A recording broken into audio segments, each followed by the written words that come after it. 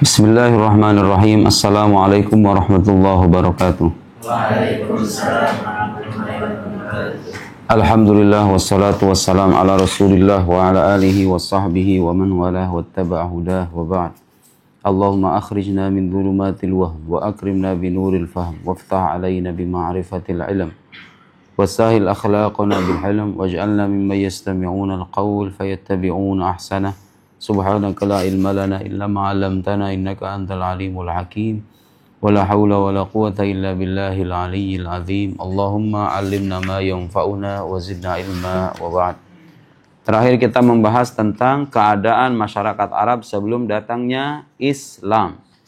Kita juga sudah mengisahkan masuk Islamnya Sayyidah Khadijah, istri Nabi Muhammad sallallahu alaihi wasallam, yang disusul oleh Sayyidina Ali bin Abi Thalib, Zaid ibn Harithah, kemudian Bilal bin Rabah, kemudian Abdullah bin Mas'ud, Talha, dan lain-lain. Kemudian apalagi yang udah kita bahas itu? Keadaan masyarakat Arab, kemudian kisah masuknya orang-orang Islam. Kemarin saya bacakan di kitab Yaumiyat ya. Sekarang kita akan bacakan di kitab Khulasatul Nurul Yaqin yang nomor 15. Belum diartiin soalnya itu. Hari ini kita akan membahas tentang fase dakwah yang kedua. Jadi pertama-tama Nabi Muhammad sallallahu alaihi wasallam itu dakwah secara diam-diam, secara sirron, secara sembunyi-sembunyi. Tujuannya apa? Tujuannya apa? Ya karena belum ada kekuatan, orangnya masih dikit. Nah, itu kita dapat pelajaran bahwa kalau kita ingin mendakwahkan ajaran baru di tengah masyarakat yang belum mengenal ajaran itu, maka kita dapat pelajaran dari kisah Nabi, seharusnya kita berdakwah secara bertahap. Jangan ujuk-ujuk kemudian mengumumkan ajaran yang baru itu. Jadi itu strategi dakwah supaya menyebar secara pelan-pelan. Nabi itu mendakwahkan agama Islam pertama-tama kepada orang terdekatnya saja, yang sudah mempercayai beliau sebagai orang jujur. Baru nanti yang akan kita bahas pertemuan ini, Nabi Muhammad sallallahu alaihi wasallam diperintahkan oleh Allah untuk berdakwah secara terang-terangan, secara jahron. Jahron artinya secara terangan, secara terbuka. Di dakwah itu ada tahapannya ya. Ada saat di mana kita harus sembunyi-sembunyi. Kalau sekarang misalnya kamu pergi, kalau di Indonesia udah mayoritas muslim. Kamu bikin ceramah di YouTube tentang agama Islam, gak ada yang larang kamu, ya kan? Kebayang kalau kamu sekarang misalnya pergi ke negara di mana Islam itu dimusuhi. Di Eropa misalnya, di Eropa juga nggak semua negara Eropa musuh Islam, justru sekarang udah terbuka masyarakat. Tapi seandainya ada belahan di negara non-muslim, di Eropa kah, di Amerika Selatan misalnya, di satu negeri, kemudian tahu masyarakatnya itu memusuhi Islam. Dari sini kita bisa belajar gimana caranya berdakwah. Kamu ngobrol dulu sama orang-orang terdekat. Jangan tunjukkan kalau kamu itu muslim. Kalau masyarakat setempat memusuhi Islam, gimana caranya? Kita membuat orang sekitar suka sama kita dulu. Dengan perangai kita, dengan akhlak kita, dengan cara bicara kita. Manakala sudah terjalin kekerabatan, dia sudah kenal saya juga sudah kenal dia, baru ngomong pelan-pelan. Kamu beragama apa enggak? Agama itu apa? Baru dijelasin. Agama itu adalah aturan yang berasal dari Tuhan. Tuhan? God? Dalam bahasa Inggris kan God, Tuhan. Apa itu Tuhan? Kamu jelasin pelan-pelan. Setelah apa itu ngejelaskan begitu? Setelah kita yakinkan, setelah kita meyakini bahwa dia gak akan menolak ajakan kita. Setelah kenal, setelah terjalin kekerabatan, dan seterusnya. Jangan ujuk-ujuk datang berdakwah, mendakwakan agama Islam di negara Eropa misalnya. Tapi kamu datang-datang naik ke atas mimbar. Wahai manusia-manusia sekalian, kalian wajib meluk agama Islam, kalau tidak kalian dalam manusia-manusia terlaknat dan Tuhan akan mengirimkan azab seketika itu kepada kalian. Diterima gak dakwah kamu? Mustahil. Sama halnya berdakwah orang-orang yang punya maksiat, orang-orang yang bergelimang maksiat. Kamu misalnya punya teman orang-orang suka ke diskotik. Orang-orang yang punya hobi ke klub malam dan kamu ingin menyadarkan mereka. Bagaimana caranya? Langsung secara terang-terangan atau sembunyi-sembunyi? Pelan-pelan maksudnya. Pelan-pelan. Ditanya, kalau boleh tahu kamu sejak kapan menekuni dunia beginian? Pasti dia akan jawab, 20 tahun. Kalau 20 tahun berarti nggak mudah tuh menyadarkan, ya nggak? Sudah mendarah daging ya kan? Gimana cara nyadarinnya? Ya udah, tahap pertama kita ngobrol-ngobrol dulu, tahap kedua saya main ke rumahnya, ngelihat kondisi keluarganya, tahap ketiga dan seterusnya. Nanti kalau dia udah merasa dekat dengan kita, baru tuh, kamu merasa bahagia gak sih dengan dunia kayak begini? Pelan-pelan dia akan mikir kan, oh iya juga ya. Sejujurnya enggak sih.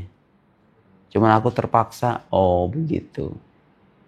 Gimana caranya supaya orang ini di kemudian hari sadar dan dia harus berhenti dari dunia itu prosesnya gak gampang. Gak langsung ujuk-ujuk. Kamu tahu gak sih Homer itu haram? Ya dia juga tahu Homer itu haram, ya kan?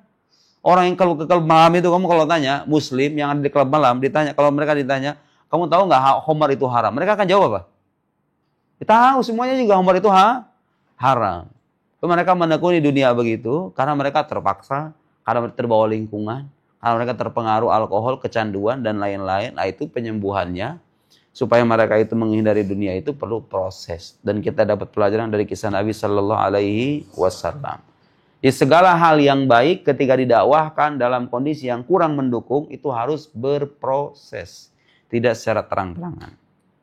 Subhanallah. No. Ini kisah nyata, real ya. Real. Kisah nyata, real yang saya alami sendiri. Subhanallah. Sebagai pelajaran, supaya kamu semakin yakin. Beberapa minggu yang lalu, ada driver itu, nganterin saya. Dari waktu itu, saya lupa ya, habis ngisi ceramah dari mana gitu. Naik, kemudian kita berhenti di Pasar Kemis. Mas, saya izin sholat dulu ya. Oh iya Pak, siap. Saya izin sholat. Mas nggak ikut sholat? Enggak Pak, saya nanti aja. Ayo nggak apa-apa, turun aja sama saya bareng jemaah. Saya kan biasa pengen sholat jemaah begitu. Ayo bareng sama saya. Nggak apa-apa, saya di sini mobil aja. Serius Mas, nggak apa-apa. Mas non Muslim. Dia sambil senyum-senyum. Terus habis itu di sepanjang jalan tuh saya nanya, Mas nanti kenapa nggak sholat? Begini. Ada sepanjang jalan saya ceramah tentang sholat. Tapi dengan ceramah bukan yang menghakimi loh ya. Bukan mengatakan, Mas, tidak sholat itu merupakan dosa besar dalam ajaran Islam. Hati-hati, rezeki Mas gak akan diberkahi dan lain. Orang dengar gak kalau orang kayak gitu? Kalau misalnya orang diancam kayak gitu, dengar gak?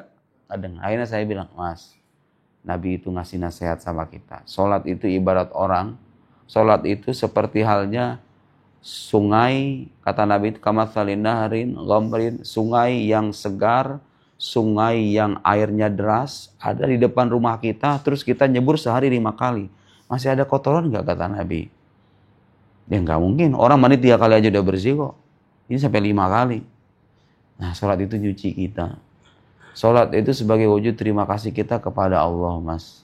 Dia sudah ngasih kita kesempatan hidup, kesehatan, bernapas, semuanya itu kalau kita hitung mahal. Allah ngasih kita secara cuma-cuma. Masa kita diminta beberapa menit doang, kita nggak bisa menyadarkan dia bahwa sholat itu adalah ucapan terima kasih kita. Oh begitu Pak Ustadz ya. Datanglah dia ke sini. Apa yang terjadi di kemudian hari? Saya bilang, Mas suka nonton YouTube saya nggak? Dia nggak kenal saya. Nih saya kasih YouTube saya ya. Saya kasihlah itu nama YouTube saya. Mungkin dia suka nonton atau gimana, nggak tahu setelah itu. Beberapa hari setelahnya itu nge-WA saya, Pak Ustadz, alhamdulillah setelah dapat nasihat dari Pak Ustadz, saya mulai punya tanggung jawab sekarang, mulai sholat 5 waktu. Jadi selama ini dia nggak punya pembimbing, dia nggak sholat dan nggak menyadari kalau sholat itu betul-betul wajib dan kewajibannya itu sangat serius dalam agama Islam, ya kan? Sholat itu nggak bisa berdiri, duduk, nggak bisa duduk, telentang, berbaring, nggak bisa semua dengan isyarat. Sholat itu, saya jelasin tuh sama dia. Sholat itu mas satu-satunya ibadah dalam Islam yang aturannya sedemikian ketat. Gak ada toleransi sama sekali. Orang mau sakit terbaring di rumah berhari-hari pun masih wajib sholat. Dia baru nyadar. Setelah itu apa yang terjadi? Dia mungkin melalui kesusahan dalam hidupnya. Saya bilang, Mas, kita ini kalau pengen dimudahkan urusan rezeki, ya harus membangun hubungan yang baik sama yang ngasih rezeki, ya kan? Bener gak? Logikanya gitu kan? Kalau kita pengen dikasih kemudahan rezeki, kita harus membangun hubungan yang baik sama pemberi rezeki. Yang ngasih rezeki kita Allah, ya kita harus dekat sama Allahnya dong. Oh begitu Pak Ustadz ya. Iya. Subhanallah, setelah itu saya kasih nasihat. Saya kasih nasihat, Mas. Insya Allah kalau Mas melaksanakan ini, hidup masa akan mudah. Sholat subuh berjamaah, jangan dilewatkan. Tambah sholat sunnah kalau bisa sebelum kerja, sholat duha minimal 2 rakaat. Sama baca banyak sholawat sama Nabi Sallallahu Alaihi Wasallam. Diamalin sama dia. Dapatlah saya WA. Barusan tadi dapat WA. Pak Ustadz, alhamdulillah. Setelah mengamalkan nasihat Pak Ustadz, sekarang saya merasa hidup saya lebih tenang. Hidup saya lebih tenang dan ternyata dapat rezeki yang tidak disangka-sangka. Saya bilang, benar kan Mas? Kalau kita punya hubungan baik sama yang ngasih rezeki, Allah nggak mungkin menyulitin hidup kita. Sampai pada kesadaran bahwa oh iya ya, saya harus beribadah, harus dikoreksi ibadah saya. Itu ngobrol dari satu tahap ke tahap yang lain. Gak ujug-ujug ngancem, Mas gak sholat ya? Dosa besar itu. Awas itu diancam sama neraka itu. Orang gak bakal mau denger. No. Coba kalau mendakwahkannya dengan cara begitu. Dia akan menyimak. Kemudian ngobrol, datang ke rumah saya kemarin. Datang kemudian bilang gini, Pak Ustadz, dulu saya sebenarnya punya guru yang kita jadikan panutan di kampung kami. Orangnya udah gak ada, makanya saya kehilangan. Kayak gak punya guru lain. Setelah ketemu Pak Ustadz, alhamdulillah saya merasa tergantikan. Terima kasih Allah sudah mengirim Pak Ustadz untuk saya, untuk memperbaiki hidup saya. Sampai pada kesimpulan begitu setelah apa itu, Bayu? Bertahap menyadarkan orang itu. Harus pelan-pelan. Jangan sampai mengedepankan ancaman. Yang didahulukan tuh apa? Yang didahulukan sama orang-orang begitu tuh harapan.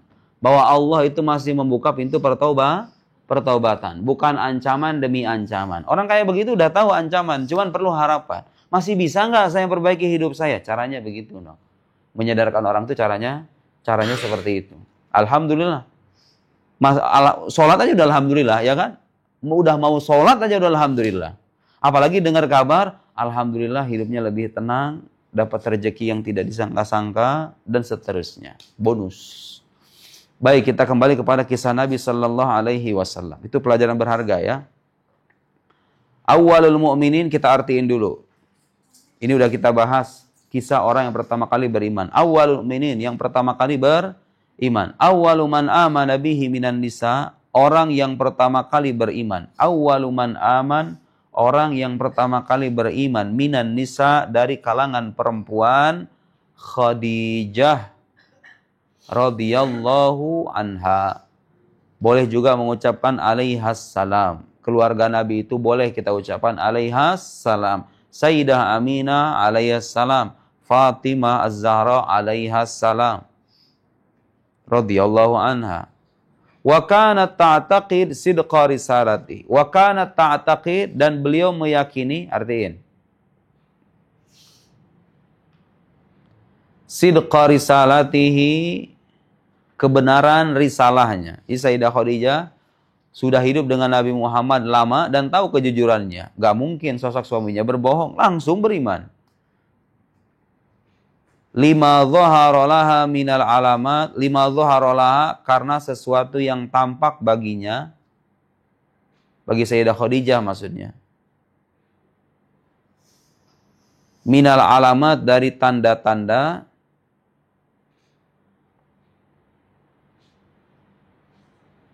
Adallati ala nubuwatihi yang menunjukkan kenabiannya.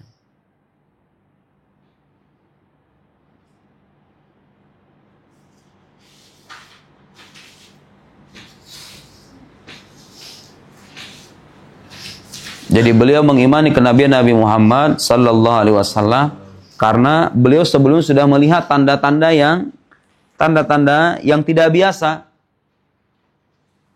Dulu ketika memperdagangkan dagangan beliau, apa yang diceritakan oleh Maisarah itu teringat. Bahwa kemanapun beliau berjalan, awan itu senantiasa menaunginya.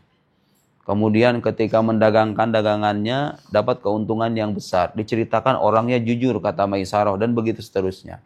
Otomatis ketika Nabi Muhammad bilang, aku mendapatkan wahyu, bertemu dengan malaikat, Sayyidah Khadijah, orang yang pertama kali membenarkan. Nih, pelajarannya bagi istri apa? Kalau dalam konteks rumah tangga. Pelajarannya apa? Kalau kita menghadapi kondisi di mana suami dikucilkan sana-sini, kamu jangan jadi bagian orang yang mengucilkan itu. Istri itu harusnya berperan sebagai penguat. sebagai orang yang memberikan dukungan moral kepada suami. Jangan sampai di luar dikucilkan, di rumah dibentak-bentak. Ada nggak bini kayak begitu? Ada. Mau jadi kayak begitu? Ah, bini durhaka itu kayak begitu. Di luar susah, kerjaan sulit, dapat masalah ABCD, pulang ke rumah diomel-omelin. Jangan sampai. Jangan sampai. Sayyidah Khadijah ketika mendengar kisah Nabi langsung membenarkan, kalla la yukhzikallahu abada innaka latasilur rahim wa tasduqul hadis wa tahmilul kal wa tuqrid dhaif wa taksibul ma'dum wa tu'in ala nawaibil haq. Dipuji suaminya itu. Supaya apa? Supaya yakin bahwa beliau tidak sedang berhadapan dengan roh jahat, melainkan seorang malaikat. Mundu safratihi, sejak perjalanannya, mundu safratihi, sejak perjalanannya, ma'a khadimiha, bersama khadimnya atau pembantunya. Siapa nama pembantunya? Maisarah. Subhanallah, lihat orang mendampingi Nabi itu. Namanya bagus-bagus, dari sejak kecil sampai dewasa. Maisarah apa artinya? Kemudahan. Kemudahan. Dulu yang menyusui Nabi namanya siapa? Halimah, kelemah lembutan. Ayahandanya Abdullah, hamba Allah. Aminah, ibundanya sosok yang aman, sosok yang selamat. Wa awwalu man aman bihi. Tadi apa artinya awwalu man aman? Orang yang pertama kali beriman, minar rijal, dari kalangan laki. Maksudnya orang dewasa ya, laki-laki sini orang dewasa. Abu Bakrin as-Siddiq, Abu Bakar as-Siddiq. Wa kana sadiqahu qabla mab'asihi. Abu Bakar itu adalah sahabatnya. Wa kana, dan Abu Bakar itu sadiqahu, sahabatnya, qabla ba'asihi, sebelum beliau diutus jadi nabi. Jadi sebelum Nabi Muhammad menerima wahyu, Abu Bakar itu sudah menjadi CS-nya Nabi. Walam ya'had alaihi kadziban, dan beliau tidak pernah menjumpai kebohongan. Abu Bakar langsung membenarkan Nabi karena tidak pernah menjumpai kebohongan. Kalau sesama manusia aja nggak pernah bohong, masa bohong atas nama Tuhan, ya kan?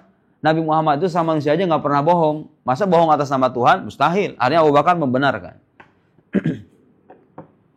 Wa Zaid bin Harithah, dan Zaid ibn Harithah. Siapanya Nabi ini? Pembantunya Nabi.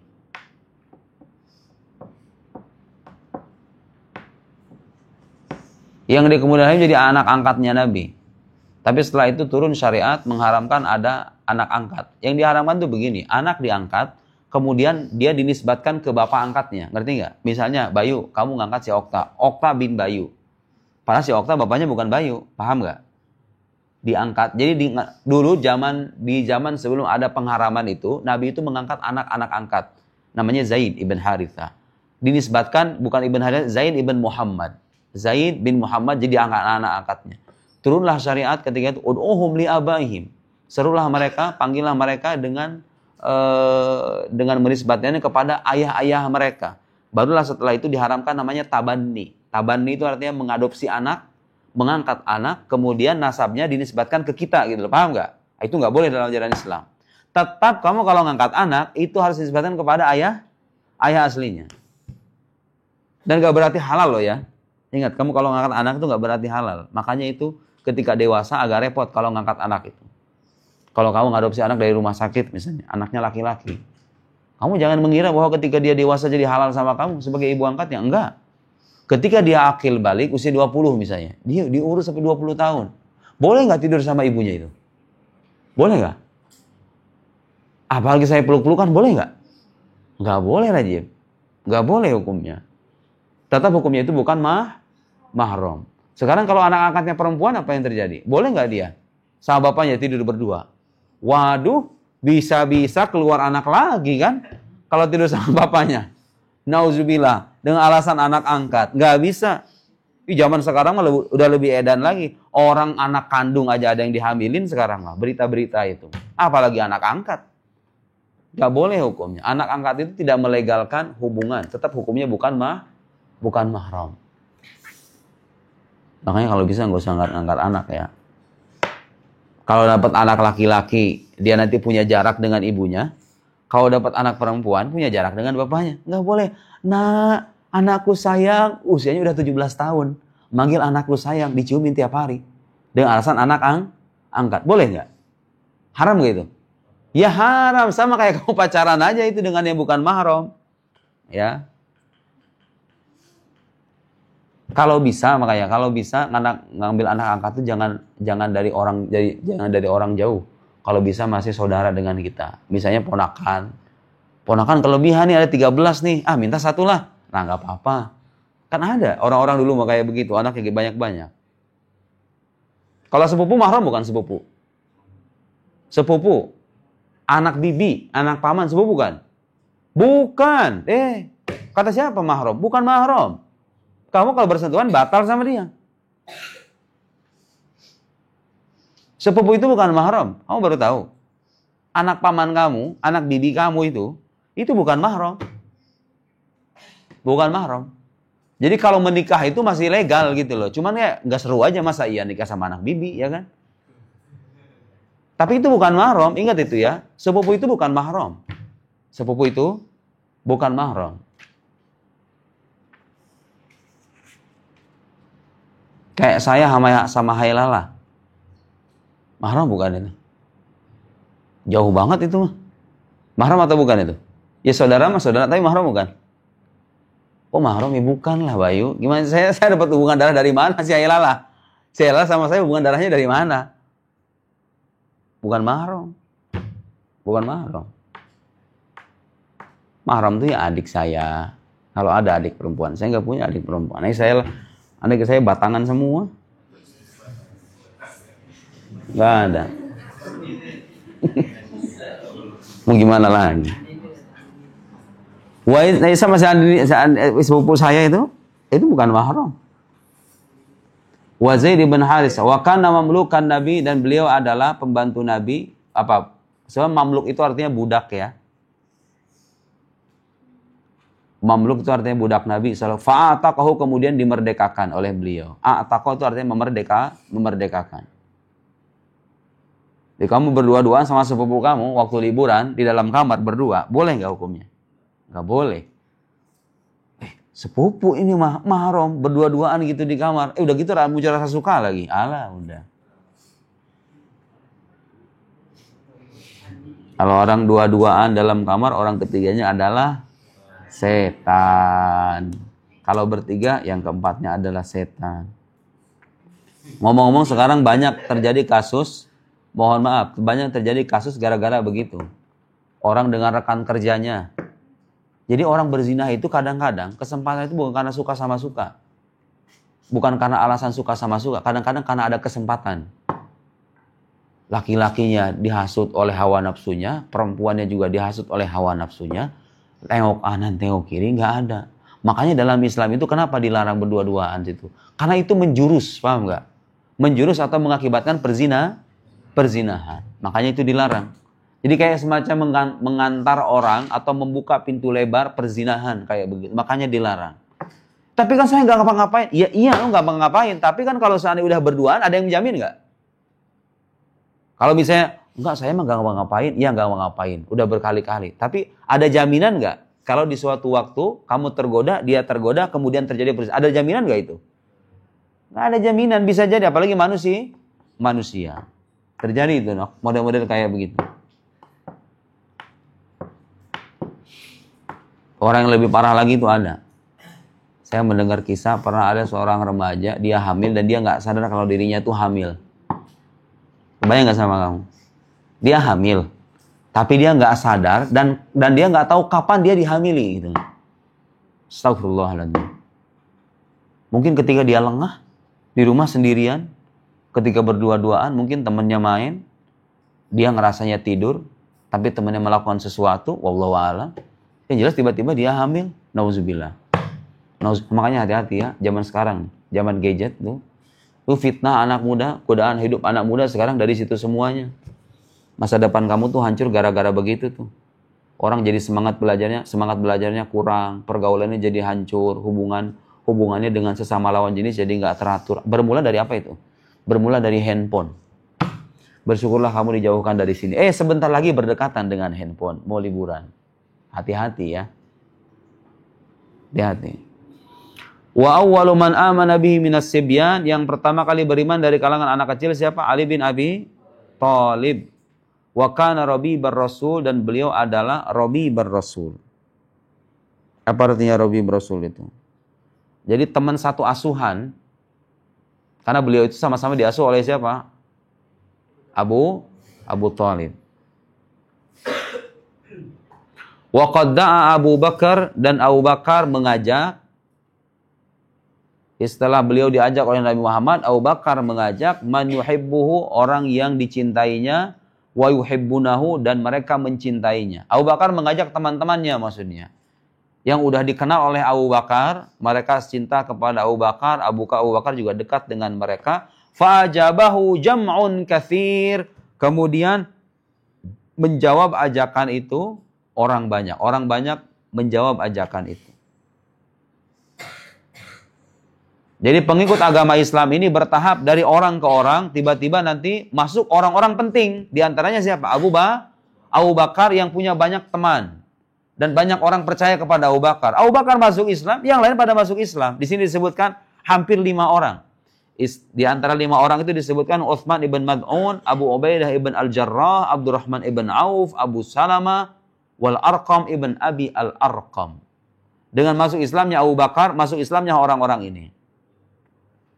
Kemudian ada Zubair ibn Al-Awwam, Utsman ibn Affan, Sa'ad bin Abi Waqqas. Sa'ad bin Abi Waqqas yang kelak di kemudian hari menjadi pahlawan dalam peperangan Qadisiyah. Peperangan melawan Persia. Kalah terbirit-birit.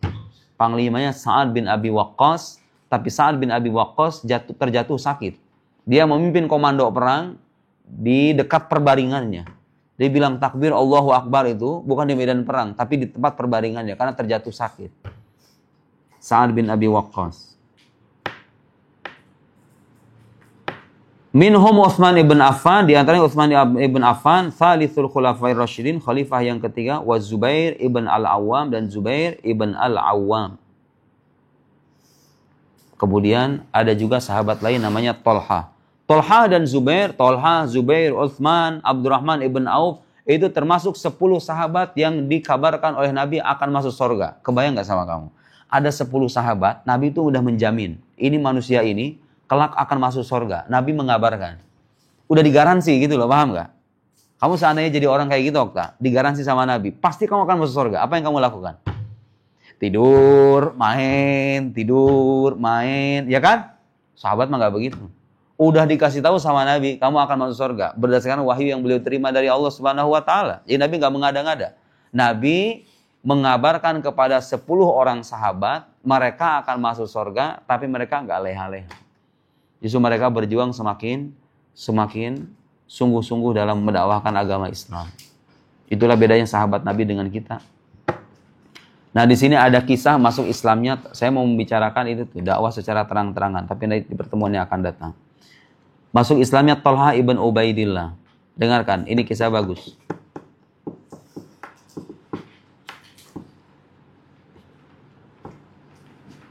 Wa fi ala taqdir kana Tolha ibn Ubaidillah qad ada min tijara bisuqi Busra. Nah, suatu ketika ada seorang sahabat namanya Tolha. Tolha ini belum masuk Islam. Tolha baru kembali dari kota Busra di Syam. Walamma kana biha nada ahadur ruhban min sauma'atihi. Tiba-tiba ketika dia lewat, ada salah seorang pendeta di atas tempat peribadatannya itu manggil, "Salah alal mausim, afim rajul min ahlil haram." Coba itu tanya itu. Orang ada nggak orang yang dari Mekah? Orang dari Mekah kepada rombongan Tolha itu. Qala Tolha, "Na'am ana." Saya yang orang Mekah ini. Faqala ar-rahib, pendeta itu kemudian bertanya, "Hal dhahara Ahmad ba'd?" Ahmad sudah datang. Ahmad itu maksudnya Nabi Muhammad sallallahu alaihi wasallam. Karena sekali lagi pendeta, para ahlu kitab itu mereka sudah mengenal dan mengetahui kabar kedatangan Nabi akhir zaman. Nanya, "Coba itu tanya ada orang Mekah enggak?" Kata Tolha, "Iya saya." "Apakah manusia yang bernama Ahmad itu sudah diutus?" Jawaban Tolha, "Waman Ahmad?" Siapa itu Ahmad?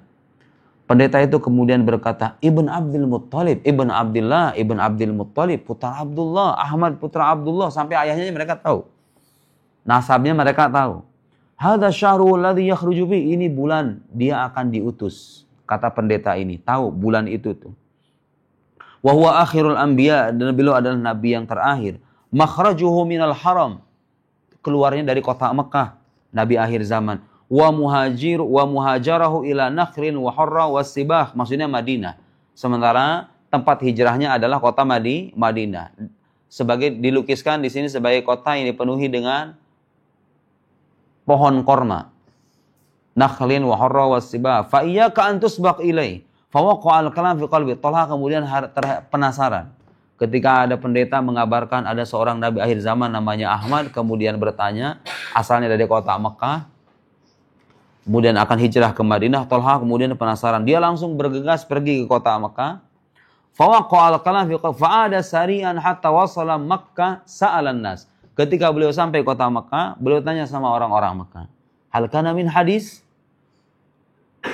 Orang Mekah ketika itu sedang rame-ramenya, sedang heboh-hebohnya membicarakan satu orang yang mendakwahkan ajaran baru ini, yaitu Nabi Muhammad SAW. Talha kemudian yang baru datang dari Syam, dia merasa perlu mendapatkan informasi. Ada apa ini? Ada apa kira-kira? Qalu, mereka orang-orang Mekah berkata, Naam, Muhammad ibn Abdullah al-Amin, tanabba. Muhammad putra Abdullah, dia mengaku sebagai nabi. Wa qad ittabahu Abu Bakar ibn Abi Quhafah, terus diikuti sama Abu Bakar, diikuti oleh Ali, diikuti oleh fulan. Fa kharaja Talha. Talha kemudian keluar hatta jaa ila Abi Bakar. Datanglah kepada Abu Bakar. Faqala, dan dia berkata, ittaba'ta hadzal rajul? Kamu ikut laki-laki ini? Nabi Muhammad maksudnya. Kamu sudah menjadi pengikutnya Abu Bakar? Kata Abu Bakar apa? Naam. Fantoliq. Fadkhul alaihi fattabi'hu fa innahu yad'u ilal haq. Talha, kamu keluar, pergi, datangi itu manusia itu, karena sesungguhnya beliau itu hanya mengajak pada kebenaran saja. Kata Abu Bakar kepada Talha. Fa akhbarahu Talha bima qala ar-rahib. Talha kemudian mengabarkan kepada Abu Bakar apa yang disampaikan oleh pendeta di tengah jalan yang dulu pernah mengabarkan ke kupingnya bahwa ada seorang nabi akhir zaman namanya Ahmad. Fa kharaja Abu Bakar ma'a Talha, dibawalah sama Abu Bakar itu Talha, hatta dakhala inda Rasulillah sallallahu alaihi wasallam, sampai keduanya datang kepada Rasulullah. Fa aslama Talha wa akhbara Rasulullah khabar ar-rahib fasurra bidzalika. Talha mengabarkan kabar pendeta itu, Rasulullah kemudian senang. Walhasil masuk Islamnya orang-orang penting, Abu Bakar, Utsman, Abdurrahman ibn Auf. Abdurrahman ibn Auf ini orang kaya raya. Masuk Islamnya orang-orang penting itu menyusul masuk Islamnya disusul oleh masuk Islamnya banyak orang. Baru setelah pengikut Nabi Muhammad itu agak banyak, naiklah beliau ke Jabal Safa. Jabal Safa, kalau kita umroh itu ada Safa, ada Marwah. Dulunya bukit, sekarang udah mewah. Tempat sa'i ya. Nah dulu beliau naik di situ, di Jabal Safa itu. Apa yang dikatakan Nabi Muhammad kepada orang? Ya Bani Abdul Muttalib, ya Bani Fulan. Itu orang-orang Mekah dipanggil. Jadi beliau naik ke atas bukit dengan suara yang agak kencang, manggil semua suku-suku yang ada di Mekah itu. Nah, dipanggil itu kaum, karena setelah dapat wahyu dari Allah, fasda bima tu'mar wa'rid 'anil musyrikin. Wahai Muhammad, sampaikanlah secara terang-terangan apa yang diperintahkan kepadamu, wa'rid 'anil musyrikin, dan berpalinglah dari orang-orang musyrik. Dapat perintah dari Allah supaya mendakwakan Islam secara terang-terangan. Di mana pertama kali beliau mendakwakan itu di Bukit Safa. Bilang sama orang-orang Mekah itu setelah dikumpulkan, ya Bani Abdi Manaf, ya Bani Fulan, Bani Adi, Bani, semuanya ngumpul, termasuk yang ngumpul itu adalah Abu Lahab. Kebayang sekarang, Nabi di atas Bukit Safa, orang-orang Mekah di sekitarnya pada ngumpul. Karena ketika Nabi Muhammad yang mengabarkan, pasti bagi orang Mekah itu apa? Ketika sosok yang terpercaya ini ingin mengabarkan sesuatu yang maha penting, ingin mengumpulkan mereka, berarti ada sesuatu yang penting ingin beliau sampaikan. Mereka semuanya berkumpul atas panggilan Nabi ini. Nabi kemudian bertanya sama mereka, "Lau ara'aitakum lau akhbartukum anna khailan bihadzal wadi turid an tughir 'alaikum akuntum musaddiqi?" Kata Nabi Muhammad kepada orang-orang Mekah itu, orang-orang Mekah, dengarkan, seandainya ada pasukan berkuda di balik bukit ini. Nih, ini misalnya bukit, di atas bukit. Kan di baliknya nggak kelihatan. Mereka di sini. Kelihatan nggak mereka di balik bukit? Bisa ngelihat nggak? Sesuatu yang ada di balik bukit bisa ngelihat nggak? Nggak bisa ngelihat kan? Nabi Muhammad kemudian nanya, seandainya aku kabarkan kepada kalian bahwa ada pasukan berkuda di balik bukit ini akan menyerang kalian. Kalian nggak ngelihat. Akuntum musaddiqi, kalian membenarkan aku atau tidak? Jawaban orang-orang Mekah apa? Ma jarrabna 'alaika kadziban qattu. Kami tidak pernah menjumpai kebohongan dari dirimu sama sekali. Naam. Iya, kata mereka, kami tidak pernah menjumpai engkau sebagai sosok yang pendusta, sosok yang bohong. Nabi jadi pengen mengabarkan, kalian itu kan gak pernah mendustakan aku. Gak pernah, seandainya aku mengabarkan sesuatu yang tidak kalian lihat, mereka akan langsung membenarkan. Barulah setelah itu Nabi inni nadhirun lakum baina yaday adzabin syadid. Kalau begitu, aku memperingatkan kalian dari siksa Allah yang pedih. Ngaku sebagai utusan Allah di tempat itu setelah meyakinkan orang-orang Arab bahwa beliau adalah sosok yang jujur. Seandainya beliau mengabarkan ada pasukan berkuda ingin menyerang orang Mekah nggak ngelihat, mereka akan membenarkan itu. Karena tahu bahwa beliau adalah as-sadiq al-amin, orang jujur sekaligus terpercaya. Inni nadhirun lakum baina yaday adzabin syadid. Ya bani Abdul Muttalib, ya bani Abdi Manaf, ya bani Zuhra, ya bani fulan, ya bani fulan. Inna Allah amarani an unzir ashiratil aqrabin wa inni la amlik lakum min dunya manfa'a wa la min al-akhirah nasiba illa an taqulu la ilaha illallah. Mengajak orang untuk menyembah Allah. Itulah dakwah pertama Nabi Muhammad kepada orang-orang Mekah secara terbuka. Abu Lahab hadir di tempat itu. Apa jawaban Abu Lahab ketika Nabi Muhammad menyebutkan dirinya sebagai utusan Allah, kemudian memperingatkan orang-orang Arab dari siksaan yang pedih, memerintahkan mereka beriman dan lain-lain. Abu Lahab menjawab, Tabban laka ya Muhammad sairul ayyam alihada jama'atana. Celaka engkau wahai Muhammad, celaka engkau wahai Muhammad. Abu Lahab ngomong kayak gitu. Celakalah engkau wahai Muhammad. Hanya untuk persoalan begini doang kita dikumpulin. Meremehkan. Ternyata buat begini doang kita dikumpulin orang-orang Mekah. Bilang sama orang-orang Mekah kayak begitu. Turun ayat. Tabbat yada Abi Lahab wa tab. Celakalah Abu Lahab. Jadi dia bilang celaka ke Nabi Muhammad. Allah turun langsung membela nabinya dengan ungkapan apa? Tabbat yada Abi Lahab wa tab. Apa pelajarannya? Jangan sembarangan ngomong sama Nabi. Karena Nabi itu adalah kekasih Allah Subhanahu wa ta'ala.